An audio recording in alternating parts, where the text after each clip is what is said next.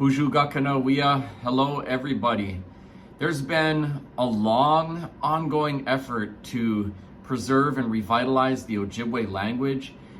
It's been my life's honor to be a small part of that very big effort.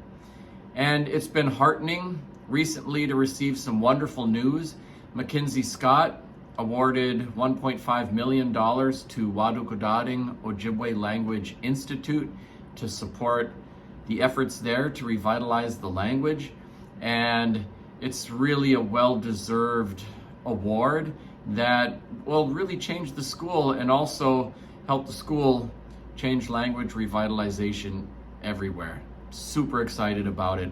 We have some other announcements that we'll be making forthcoming early in the new year.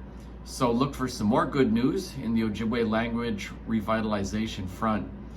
You know, it's been kind of a tough time, I think, around the world and in our country, politics, race relations, so many things. And just to see some magnificent people doing some really great things always lifts me up. I believe in our language. I believe in the decency of human beings, and so honored also to be connected to all of you on the journey. Miigwech, thank you.